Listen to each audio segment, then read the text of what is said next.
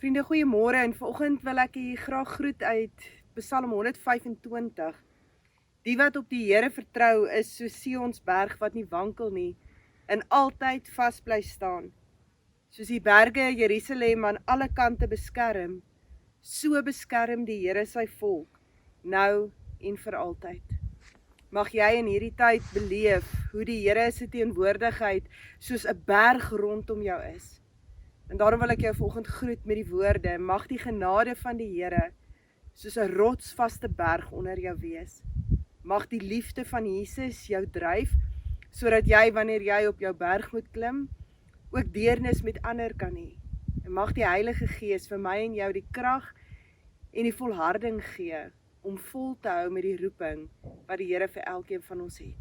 Bid dat die Vader, die Seun en die Heilige Gees vandag ook met elkeen van ons is. Amen. Vriende, ons gaan vanoggend, daar waar jy is, sommer net 'n lied saam sing oor hierdie God wat almagtig is om ons te red. Hy wat gesê het dat as ons geloof so klein soos 'n mosterdsaad is, sal ons selfs vir 'n berg kan sê, tel jouself op en gooi jou in die see. En daarom mag ek en jy in geloof vandag sing, dat ons met ons hele hart glo, dat hierdie God wat ons dien en wat ons aanbid en wat ons liefhet, die een is wat met sy almag ons ook kan red. Kom ons sit sommer net daar waar jy is en dan sing ons hierdie lied, Mighty to Save, ook saam. Everyone needs compassion, a love that's never failing.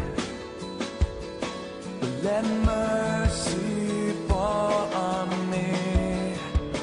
But everyone needs forgiveness, the kindness of the Savior, the hope of nations.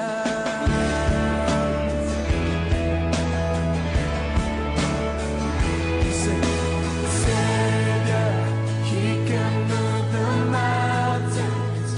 My God is mighty to save. He is mighty to save. Forever, author of salvation. We're heroes and conquered the grave. Jesus conquered the grave. Ons lees nou uit Jakobus 2 uit, daar in vers 1. My broers, julle wat glo in ons Here Jesus Christus, die Here aan wie die heerlikheid behoort, moet mense nie volgens hulle uiterlike beoordeel nie. Sê nou, daar kom in julle samekoms 'n man met goue ringe aan sy vinger en met deftige klere aan, en daar kom 'n brandarm man in met ou klere aan. En sê nou, julle maak 'n ophef van die man met die deftige klere en julle sê vir hom, kom sit u hier gemaklik, maar vir die arme man sê julle, gaan staan jy daar aan die ander kant, of kom sit u by my voete. Het julle dan nie onder mekaar onderskeid gemaak en mense op grond van verkeerde oorwegings beoordeel nie? Luister, my liewe broers, kies God nie juist die uit wat in die oë van die wêreld arm is om ryk te wees in die geloof en om die koninkryk in besit te neem wat hy beloof het aan die wat hom liefhet nie? Maar julle behandel die arme man met minagting. Is dit nie die rykes deur wie julle uitgebuit word, en is dit nie hulle deur wie julle voor die hof gesleep word nie? Is dit nie hulle wat die goeie naam skend van hom aan wie julle behoort nie? As julle werklik die wet van die koninkryk van God onderhou, soos wat dit in die skrif staan, jy moet jou naaste lief hê soos jouself, dan doen julle reg. Maar as julle die mens na die uiterlike beoordeel, doen julle sonde en veroordeel die wet van God julle as oortreders. Vriende, as ons net op die oog af na die berg kyk, dan lyk dit na 'n redelike kaal berg wat afgebrand is, en op die uiterlike sou ons kon sê, dis nie so mooi soos die ander berge wat vol bome is nie.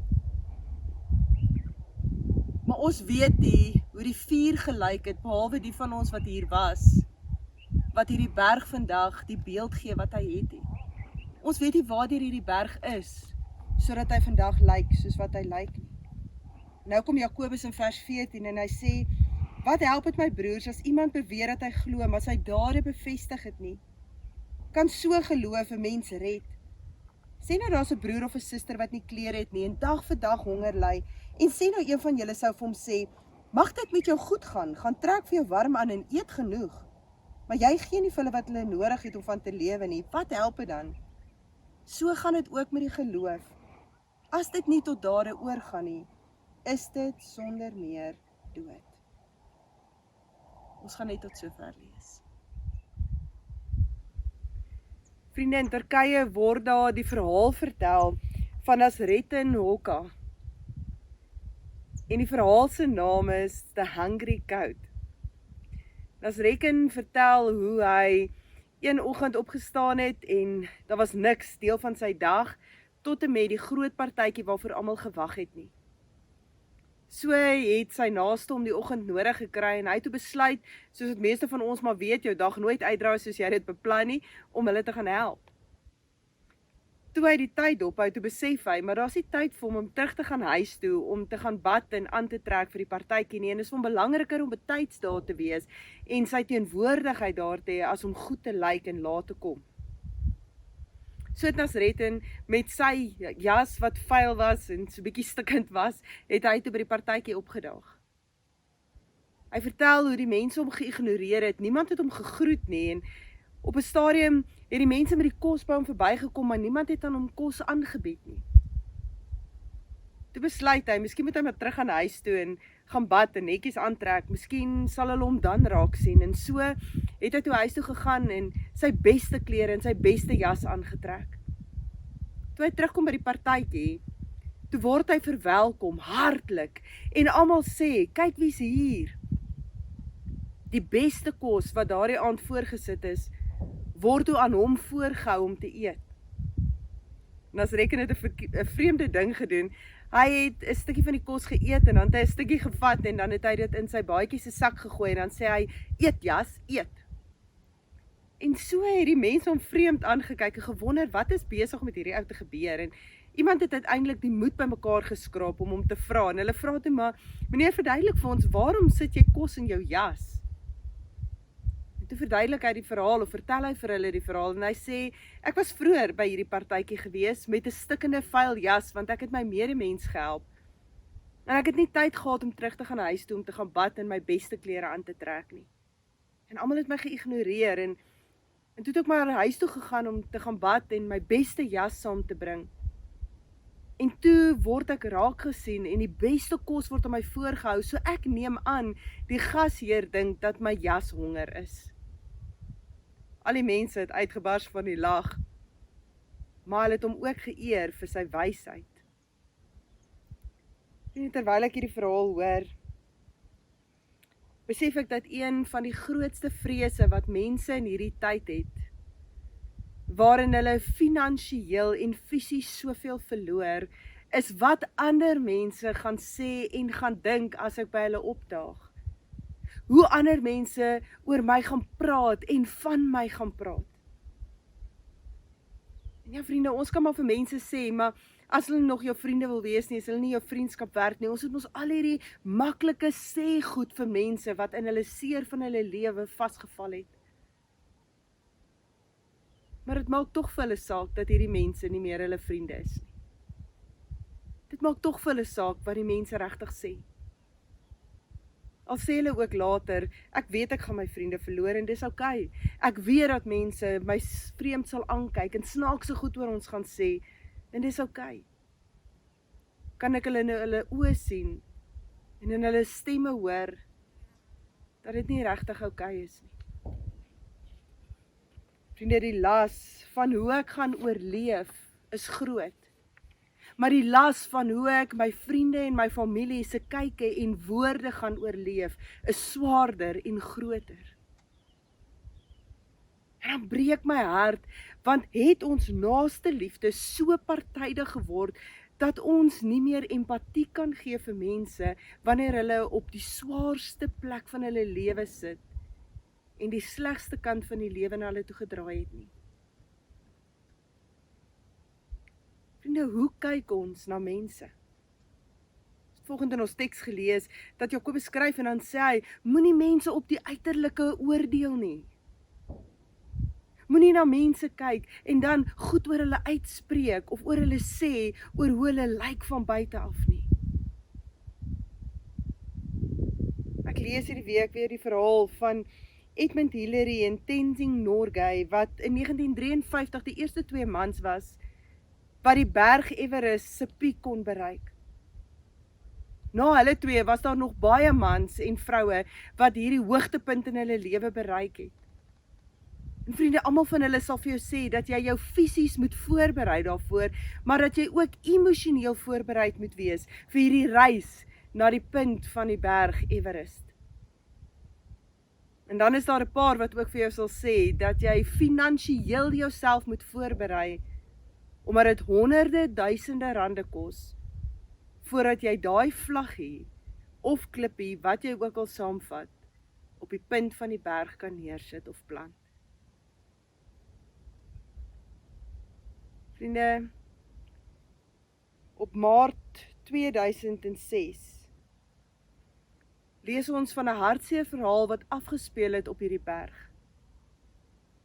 Want ons weet mos, as mense duisende rande vir iets betaal, wil mense waarde hê vir hulle geld, ons ken dit mos. So as ek al hierdie geld betaal, moet ek alles in my vermoë doen om daarbo uit te kom, want ek weet nie wanneer ek weer hierdie veelheid geld bymekaar gaan hê om dit te kan doen nie. Maart 2006 het 'n 34-jarige man, David Sharp, die berg opgeklim. Hy het die piek bereik en hy het sy vlaggie geplant en hy het afgekom en met die afkomslag het sy suurstof opgeraak. Hy het onder 'n groot rots gaan lê en hy was sterwend. Vriende, 40 bergklimmers het by hierdie man verbygestap. En hulle droom om die piek van die berg te bereik was vir hulle groter as om hulle suurstof met hierdie man wat besig is om te sterf te deel. Die media het dit uitgevind en die media het begin om hierdie mense te nader en te vra, daar's soveel van julle wat aan hierdie berg opgeklim het, 40 van julle, hoe was daar nie een wat hom wou help nie? Elkeen van hierdie 40 het baie goeie redes gehad van hoekom dit belangriker was om die berg op te klim as om hulle suurstof te deel, en die grootste rede onder almal van hulle was, hy was reeds sterwend. Ons suurstof sou hom nie gered het nie. Vriende, hierdie man het verklim en hy het gesterf. En dit het my laat wonder, hoeveel keer ons op ons reis, op ons berge, op ons Everest, ons almal wat vandag na hierdie preek luister, klim ons eie Everest. Elkeen sin lyk miskien net anders as die volgende ou sin. Maar hoeveel keer het ons nie op hierdie berg na ons droom en ons doelwitte en dit wat ons tyd en ons energie en ons gesondheid en ons geld neem, het ons nie op hierdie reis al verby sterwende mense geloop. Ons was so gemotiveerd om bo uit te kom, dat ons nie vir 'n oomblik kon stil staan en 'n stukkie empatie met iemand kon hê wat sterwend was nie. Vriende, miskien sê jy vandag, maar ek het nog nie by 'n sterwende persoon verbygeloop, ja, praat ek nie net van fisies sterwend nie, maar emosioneel of geestelik of finansiëel. Het jy hierdie berg geklim en iemand het sterwend onder sy rots gelê met die hoop dat jy met 'n stukkie empatie en deernis by hulle sal kom stop. Maak nie saak hoe goed ek en jy kan verduidelik hoekom die doelwit soveel belangriker was nie. Die feit bly staan, as jy verbygeloop het sonder om iets te doen, was jy sonder deernis en sonder empatie. Vriende, Jakobus skryf in ons teks vanoggend en hy sê, terwyl God se kinders op hierdie Everestberg uitklim na die droom en die roeping en wat dit ook al is wat ons daarbo op die piek van die berg moet doen, is daar 2 hindernisse, daar's 2 plekke wat God se kinders elke nou en dan potjie sodat ons val en nie die toets deurstaan nie. In vers 1 tot 10 van ons teks praat hy oor die vooroordeel wat mense het oor die sigbare wat ons sien, oor die uiterlike, né? Ons vooroordeel oor mense se uiterlike word 'n slaggat in ons reis op pad na die piek van die berg. En dan in ons laaste vers, vers 14 tot 17, dan praat hy oor ons gebrek aan empatie, wat maak dat ons geloof nie oorgaan in dade nie. En as Jakobus hierdie verse skryf, dan is dit nie om vir mense goeie maniere te leer nie, dis om vir ons te sê, dat die gom van naaste liefde is, om nie te oordeel nie, om alle mense gelyk te ag, soos wat ons vanoggend gehoor het in ons fotum. En is verseker ook, sodat ons geloof kan oorgaan in dade. Vriende, die kerk is nie 'n kerk vir rykes of 'n kerk vir armes nie, dis 'n kerk vir mense. Spreuke 22 sê, 'n goeie naam is meer werd as groot rykdom, en die goeie gesindheid van ander meer as silwer en goud. Voor die Here is ryk en arm gelyk, want hy het hulle almal gemaak. Vriende, terwyl ek en jy hierdie berg van ons uitklim, en ek weet nie wat is jou Everest nie, maar terwyl ons berg uitklim, is die een slaggat wat elke nou en dan ons wil laat potjie, is ons vooroordeel oor wat ons fisies van mense rondom ons raak sien. En kan ons tog nie so maklik uitsprake maak oor wat ons sien nie? Is dit tog nie al te maklik om oor ander mense te praat en hoe ons dink ander mense hulle berg moes uitklim en hulle situasie moes hanteer nie? Ek dink aan Jesus. Jesus was op pad. Hy het sy Everest geklim en hy het geweet op die punt van Everest, die piek van Everest, gaan hy aan 'n kruis moet hang om verlossing te gee, om suurstofbottels te gee vir almal wat hulle berge moet klim. Vriende, en Jesus se pad, op pad na die piek van sy Everest toe, het wat gebeur? Elke nou en dan, kan jy dink, hy het genoeg rede gehad om te sê, ek gaan hierdie mense by hulle klippe net eers so 'n bietjie agterlos, want ek het 'n groot roeping en 'n groot taak, ek moet die wêreld red. Ek moet my lewe gaan gee, sodat alle mense gered kan word. Hierdie 20, 50, 100, 1000 wat op die berg saam met my opklim, as hulle verlore gaan, dan is dit maar 'n handjievol teenoor die volumes mense wat gered kan word as ek die piek van die berg bereik.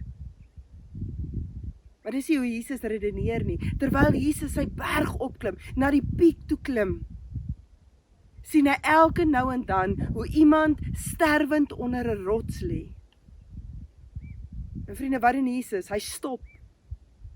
Hy stop met empatie. En dan gaan gee hy sy suurstof vir ander, sodat daar vir hulle hoop kan wees. Onthou jy, Jesus het gestop by die man wat blind was, sterwend was, omdat hy nie meer kon sien nie, hy kon nie beleef wat ander mense oor praat, wat hulle raak sien nie, hoe hierdie Jesus lyk wat verbykom nie. Maar Jesus stop en hy gee vir hom suurstof, die suurstof van hoop. Staan op. Jesus het op pad na die piek van sy berg toe, verby 'n dogtertjie wat sterwend is, gelê. Ja, Iris se dogtertjie. Wat het hy gedoen? Hy het gestop en hy het sy suurstof afgehaal en vir haar gegee. Dogtertjie, staan op. Jy slaap net. Vriende, so kan ons verhaal op verhaal vertel, soos Jesus op sy reis was na die piek van sy berg toe om te gaan sterf. Hoeveel keer het hy nie by sterwende mense onder hulle rotse gestop om vir hulle hoop te gee nie. En toe hy by die piek van die berg kom, het hy nie 'n vlag geplant oor die koninkryk van die hemel nie, maar daar is 'n kruis geplant. En het hy gesterf aan die kruis, sodat daar genoeg suurstofborrels kan wees vir almal van ons, wat die berg moet op en af. En wat sê hy toe? Nou stuur ek julle. Ek stuur julle by hierdie berg af. Gaan gee suurstof vir hulle wie sin opgeraak het. Gaan gee hoop vir hulle wat nie meer het nie. Gaan help hulle wat sukkel. Vriende, hoeveel keer kom ek en jy nie in hierdie COVID tyd by mense wat sterwend lê, fisies, emosioneel, geestelik, finansiëel, watter manier dit ook al mag wees, sterwend, op soek na 'n klein bietjie hoop. Ek wil vandag eerlikwaar vir u sê, dat daar soveel gelowiges is wat op hierdie berg opklim, in die oomblik wat hulle iemand sterwend onder hulle rots sien, dan sê hulle, ons bel net gou vir 911, ons bel net gou die dominee, want hy moet gou vir hierdie ou kom suurstof gee. Ek's op pad om my vlag te gaan plant. Vriende, daar is nie genoeg dominees, pastore, geestelike beraders, jeugwerkers in ons land, om almal wat op hierdie stadium in hulle rotse lê, suurstof te gee nie. Dis die roeping van elke gelowige wat deel is van die kerk van Jesus Christus. Vanoggend kan ek ook vir julle met sekerheid sê, dat ek die laaste week gehoor het van predikante wat onder hulle rotse sterwend besig is om te lê. Mense wat soveel van hulle self gegee het, dat hulle op die punt gekom het waar hulle suurstof opgeraak het.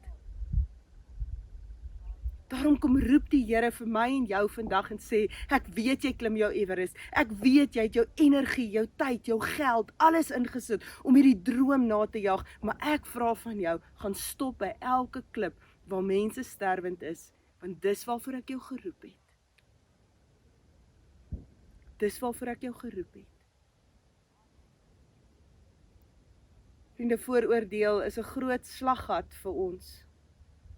Want ons kyk eers wie lê onder die klip, en as dit iemand is wat ons dink ons voordeel uit kan kry, dan sal ons gaan help. Andersins moet iemand anders tog maar hierdie arme wesens kom help wat hier lê. Maar empatie is ook 'n groot struikelblok, en empatie is die struikelblok, hoor mooi, vir ons geloof, want dit maak dat ons geloof nie tot dade kan oorgaan nie, en 'n geloof sonder dade is dood. So wat ons teks sê vir ons, sê nou daar's 'n broer of 'n suster, is wat ons gelees het, né, wat nie klere het nie, en dag vir dag honger ly, sê nou een van julle sê vir hulle, mag dit met jou goed gaan, trek vir jou warm aan en eet genoeg, maar jy gee nie vir hulle wat hulle nodig het om van te lewe nie, wat help dit dan? So gaan dit met geloof, as dit nie oorgaan nie, is dit sonder meer dood. Vriende, dit wat ek en jy met ons mond bely en sê ons glo met ons harte, moet ek en jy met ons lewe, met ons dade nou gaan doen, gaan ons by ons berg opklim, en ja, dis nie maklik nie.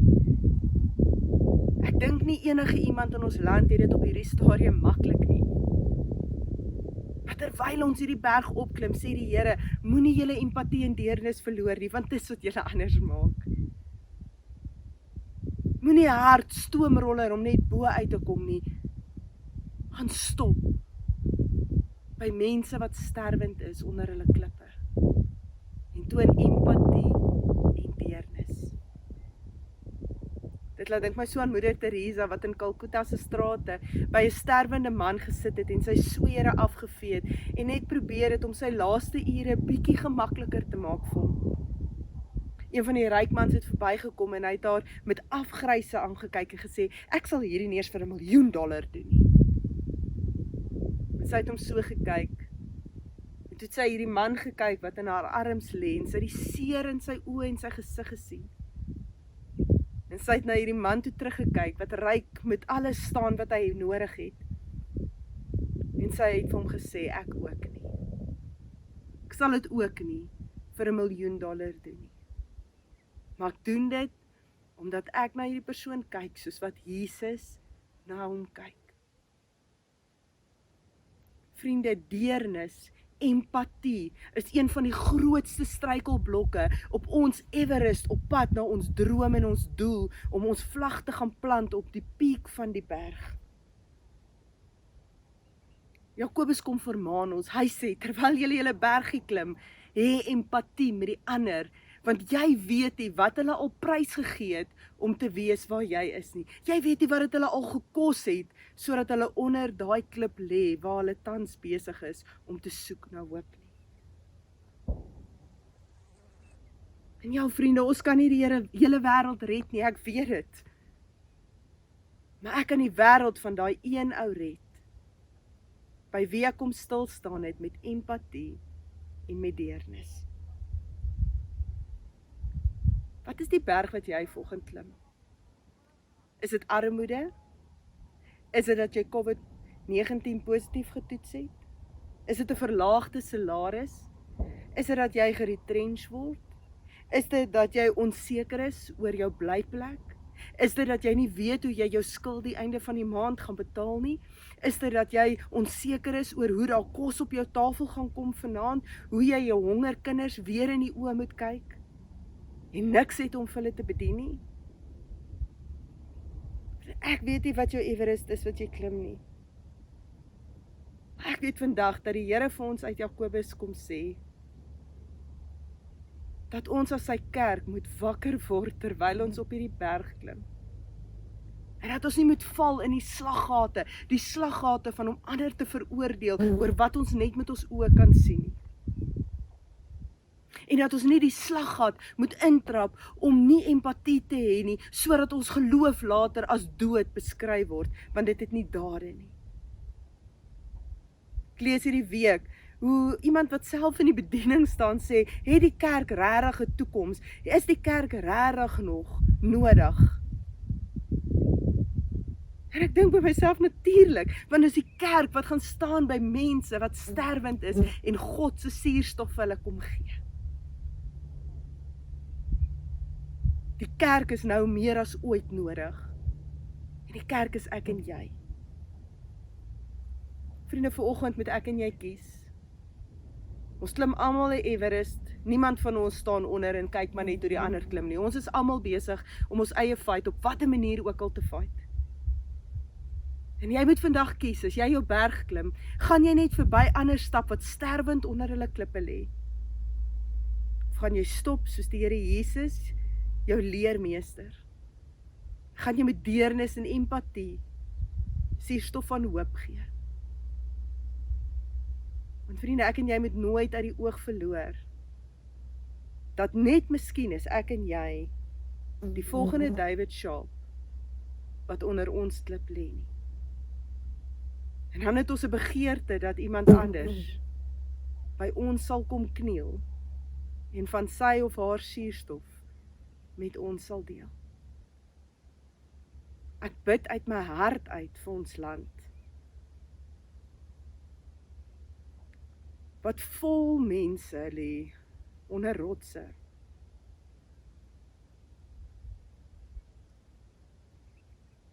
Here, ek bid vir mense wat in hierdie tyd onseker is. En Here, daar is soveel mense rondom ons wat lê en ons sien hulle nie eers meer raak nie. Here, U het gesê, by U is die laaste eerste, maar by ons bly hulle tog altyd laaste. Here, ons kan maar sê wat ons wil, almal hou meer van belangrike mense as van die onbelangrikes. Ons is uitverkoop in 'n samelewing waarin groter altyd beter is. Here, ons is te besig om stil te staan en te luister na die sagter stemme rondom ons. En ons hoor nie meer die harde noodkrete van hulle wat sterwend is onder hulle klippe nie. Here, ons hou tog maar van dinge en mense en baie keer ook van kerke wat blink. Asseblief, Here, help ons om mense raak te sien. Veral die byna onsigbaar is.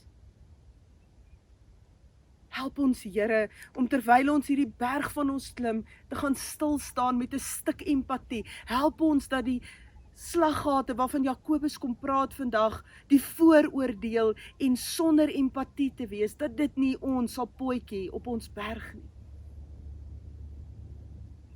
Ek bid vir ons land, Here, maar ek bid vir ons dorp, vir Vanderbijlpark.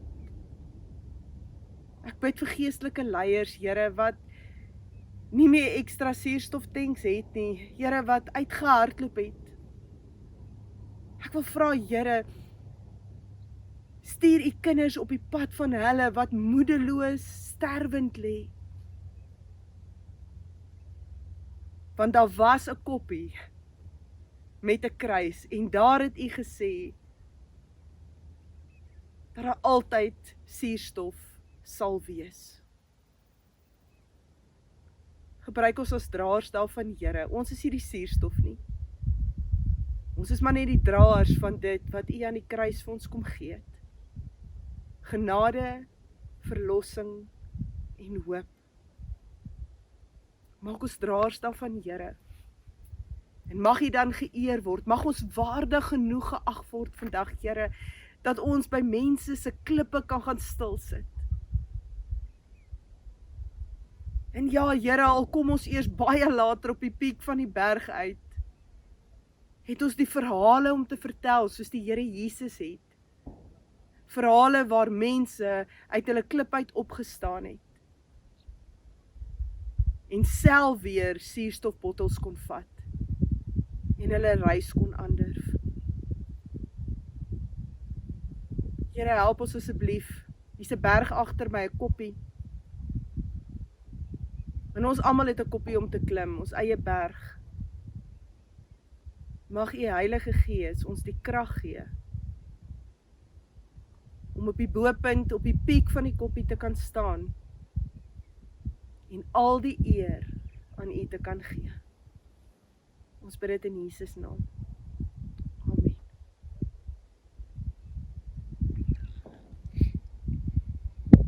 Vriende, ons gaan 'n lied saam sing. Hierdie lied sê, You raise me up. U tel my op as ek op die slegste van my lewe is. As ek daar sterwend onder my klip lê, kom staan U by my en U tel my op. Kom ons sit sommer so daar in ons sitkamers voor ons rekenaars waar jy is en dan sing ons hierdie lied in geloof dan ook so. When I am down and oh my soul so weary, when troubles come and my heart burden be, and I am still and wait here in the silence until you come and sit a while with me. You raise me up so I can't stand on mountains. You raise me up to walk on stormy seas. I am strong when I am on your shoulders. You raise me up to more than I can be. Vriende, ons staan vandag hier buitekant en hier's 'n koppie agter my en op 'n manier loop ons elkeen eintlik regtig ons eie berg. Klim ons elkeen ons eie koppie op en party van ons is regtig moeiliker as anders. Daarom wil ek vandag die seën oor julle uitspreek. En ek wil vandag vir julle sê, weet dat die genade van die Here voor julle sal uitloop om die pad vir julle gelyk te maak. Weet dat hy agter julle sal wees om die aanvalle te keer wat jy nie in hierdie tyd sien kom nie, omdat jy so besig is om te worstel om net die volgende tree te kan gee. Weet dat sy liefde en sy deernis onder jou sal wees om jou te dra vir die kere wat jy self te swak is om te loop. Weet dat hy God bly wat op die troon sit bo jou om vir jou te gee wat jy nodig het. Weet dat hy langs jou sal wees op jou reis, op pad na hierdie bopunt van die berg. En dat hy jou beste vriend sal wees met raad en met insig. Maar meer as dit, weet dat hy in jou is deur sy Heilige Gees. En daarom mag hy vir jou deernis gee as jy verby ander loop wat sterwend is. En as jy self vandag onder jou klip lê, mag jy die Heilige Gees hoor wat in jou hart sê, hou moed my kind, want my liefde vir jou het geen einde nie. Weet dat die Vader, die Seun en die Heilige Gees by elkeen van ons sal wees op ons reis na die piek van ons berg.